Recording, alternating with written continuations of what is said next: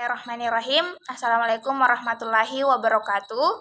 Saya atas nama Marwa dari kelas PBIA dengan NIM 2040001211013, mata kuliah Ilmu Pendidikan Islam.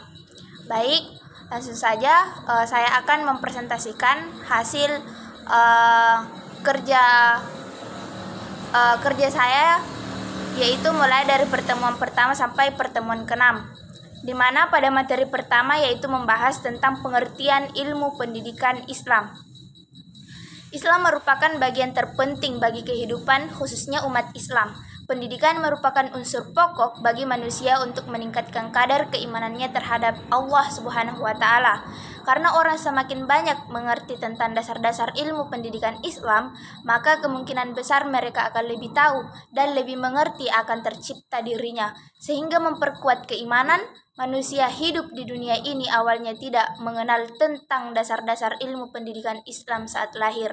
Akan tetapi seiring dengan berjalannya waktu serta bertambah usia dan pertumbuhan manusia, maka jelas bagi mereka perlu pendidikan. Selanjutnya yaitu tentang pendidikan, di mana pendidikan itu adalah alat atau saran bagi manusia untuk mengembangkan keilmuan dan pengetahuan. Oleh karena itu, pendidikan diharapkan memiliki standar dan dasar-dasar yang tertata, dikurikulumkan dan jelas teori-teori dan konsep-konsep pendidikan yang diharapkan adalah konsep yang sesuai dengan kebutuhan serta perkembangan zaman, mengacu kepada tim Al-Tarbiyah, Al-Ta'dib, dan Al-Ta'lim. Dari ketiga istilah tersebut, tim yang populer digunakan dalam praktek pendidikan Islam adalah tim Al-Tarbiyah, sedangkan tim Al-Ta'lim itu jarang digunakan. Materi yang kedua yaitu membahas tentang dasar dan tujuan ilmu pendidikan Islam, di mana dasar pendidikan Islam identik dengan dasar Islam itu sendiri. Keduanya berasal dari sumber yang sama, yaitu Al-Quran dan Al-Hadis. Dari kedua sumber inilah kemudian muncul sejumlah pemikiran mengenai masalah umat Islam yang meliputi berbagai aspek, termasuk diantaranya masalah pendidikan Islam. Menurut Departemen Pendidikan dan Kebudayaan, bahwa pendidikan agama Islam bertujuan meningkatkan keimanan, pemahaman, penghayatan, dan pengalaman siswa tentang agama Islam sehingga menjadi manusia muslim beriman dan bertakwa kepada Allah Subhanahu wa Ta'ala, serta berakhlak mulia dalam kehidupan pribadi, masyarakat, berbangsa, dan bernegara. Tujuan pendidikan menurut Undang-Undang Nomor 2 Tahun 1985 adalah untuk mencerdaskan kehidupan bangsa dan mengembangkan manusia yang seutuhnya, yaitu bertakwa kepada Tuhan Yang Maha Esa, memiliki pengetahuan, sehat jasmani dan rohani, memiliki budi pekerti luhur, mandiri, kepribadian yang mantap, dan bertanggung jawab.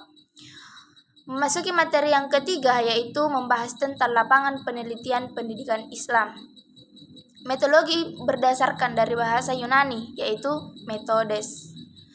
Kata ini terdiri dari dua suku, yaitu meta yang berarti mulai atau melewati, dan hodos yang berarti jalan atau cara.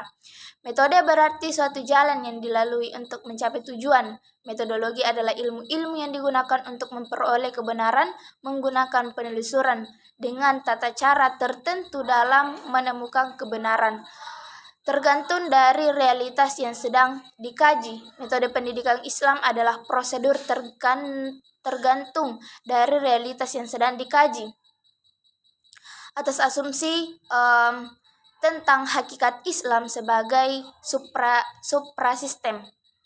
Seorang pendidik melakukan pengajaran di kelas. Muhammad Atiyah Al-Bashi. Pengertian metode sebagai jalan yang dilalui untuk memperoleh pemahaman pada peserta didik. Jadi, teknik merupakan pengejantan dari metode, sedangkan metode Islam merupakan penjabaran dari asumsi-asumsi dasar dari pendekatan materi Islam. Apabila metode dipandang sebagai alat untuk mencapai tujuan dan mempragmatis, Materi yang keempat yaitu mengenai tentang alat-alat pendidikan Islam, eksistensi alat pendidikan Islam. Alat pembelajaran merupakan tindakan, perbuatan, situasi atau benda dengan sengaja diadakan untuk mencapai tujuan pendidikan. Pengertian alat mengarah kepada objek benda mati, sementara istilah tindakan atau perbuatan menunjuk pada objek yang hidup atau berubah. Tindakan atau perbuatan manusia. Oleh sebab itu, tindakan atau perbuatan manusia dalam pendidikan dibahas dalam unsur metode pendidikan. Konsep pergaulan, wibawa, hukuman, saran, dan media pembelajaran menurut pendidikan Islam. Pengertian dari itu semua mulai dari bagian A yaitu tentang hukuman. Efektivitas metode hukuman dan pengajaran berasal dari fakta yang menyatakan bahwa metode ini secara kuat berhubungan dengan kebutuhan individu. Nah, yang kedua yaitu pergaulan guru hendaknya memelihara akhlak yang mulia dalam pergaulannya dengan orang yang banyak dan menghindarkan diri dari akhlak yang buruk. Yang ketiga yaitu wibawa. Wibawa itu adalah sifat yang memperlihatkan kemampuan untuk mempengaruhi orang lain melalui sikap dan tingkah laku yang mengandung kepemimpinan dan daya tarik KBBI 2000. Selanjutnya yaitu pengertian dari saran. Saran proses pembelajaran di sekolah akan berjalan dengan lancar jika ditunjang dengan sarana yang memadai, baik jumlah, keadaan maupun selengkapnya. Jumlah yang dimaksud adalah keberadaan dan banyak sedikitnya sarana yang dimiliki. Selanjutnya yaitu memasuki materi yang kelima. Di materi yang kelima ini membahas tentang faktor-faktor determinan dalam pendidikan Islam. Faktor-faktor pendidikan itu ada 5 macam, di mana faktor-faktor yang satu dengan yang lainnya mempunyai hubungan yang erat. Kalimat faktor tersebut adalah yang pertama, anak didik, kedua, pendidik, ketiga, tujuan pendidikan, yang keempat, alat-alat pendidikan, dan yang kelima yaitu lingkungan. Jadi dapat disimpulkan bahwa faktor-faktor pendidikan Islam adalah suatu yang ikut menentukan keberhasilan pendidikan Islam yang memiliki beberapa bagian yang saling mendukung satu sama lain. Faktor-faktor pendidikan Islam selanjutnya juga disebut dengan komponen-komponen pendidikan. Yang pertama yaitu faktor anak didik.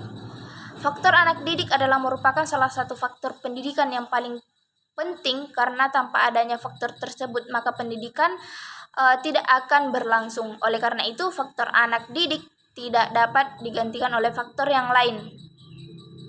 Yang kedua, yaitu pendidik atau guru, di mana pendidik merupakan salah satu komponen penting dalam proses pendidikan.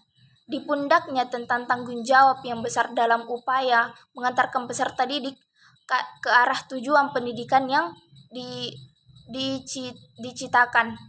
Nah, yang ketiga yaitu tentang tujuan pendidikan. Menurut Dr. Zakiyah, tujuan pendidikan ialah sesuatu yang hendak dicapai dengan kegiatan atau usaha pendidikan. Bila pendidikan itu terbentuk di pendidikan formal, tujuan pendidikan itu harus digambar dalam satu kurikulum. Yang keempat tentang faktor alat atau media pendidikan. Adapun yang dimaksud dengan alat pendidikan ialah sengaja sesuatu yang dipergunakan. Faktor lingkungan. Keluarga adalah lingkungan pendidikan pertama dan terutama bagi perkembangan anak, bahkan mempunyai pengaruh yang besar terhadap pertumbuhan dan perkembangannya. Selanjutnya yaitu materi ke-6 tentang aliran-aliran yang berkembang dalam pendidikan Islam. Yang pertama yaitu tentang pendidikan Islam. Dalam perkembangan pendidikan Islam menunjukkan perkembangan dalam subsistem yang bersifat operasional dan teknik, terutama tentang metode, alat-alat, dan tetap dapat dipatahkan sesuai dengan ajaran Islam dalam Al-Quran dan As-Sunnah. Bagian B yaitu membahas tentang macam-macam aliran yang berkembang dalam pendidikan Islam, di mana macam-macam aliran tersebut ada 4, yaitu aliran empirisme, aliran naturalisme, aliran nativisme, dan juga aliran konvergensi. Aliran empirisme, pada teori empirisme menyatakan bahwa pendidikan atau lingkungan dapat berbuat sekehendak hati dalam pembentukan pribadi anak didik sesuai yang diinginkan. Semua hal yang dapat dalam lingkungan masyarakat memiliki pengaruh terhadap pembentukan watak dan kepribadian anak didik. Yang kedua yaitu aliran naturalisme. Dalam aliran naturalisme, pendidikan tidak diperlukan. Yang dilaksanakan adalah menyerahkan anak didik kepada alam agar pembawaan yang baik itu tidak menjadi rusak oleh tangan manusia melalui proses kegiatan pendidikan itu. Yang ketiga yaitu aliran nativisme. Pada aliran nativisme menyatakan bahwa kemungkinan seorang anak yang mempunyai potensi hereditasnya rendah, maka akan tetap rendah meskipun ia sudah dewasa atau telah dididik. Yang jahat akan menjadi jahat dan yang baik akan menjadi baik. Pendidikan tidak akan mengubah kuadrat manusia karena potensi itu bersifat kodrati. Pendidikan yang tidak sesuai dengan bakat dan potensi anak didik adalah pendidikan yang tidak berguna bagi perkembangan anak itu sendiri. Selanjutnya, yang terakhir yaitu tentang aliran konvergensi. Dalam teori konvergensi yang dikembangkan oleh William Stem, bahwa pembawaan dan lingkungan merupakan dua garis yang merujuk pada suatu tujuan atau titik yang sama.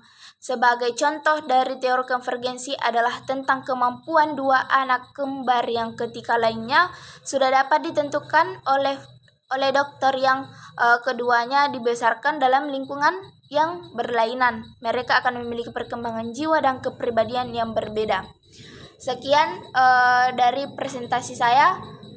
Saya akhiri dengan ucapan wassalamualaikum warahmatullahi wabarakatuh.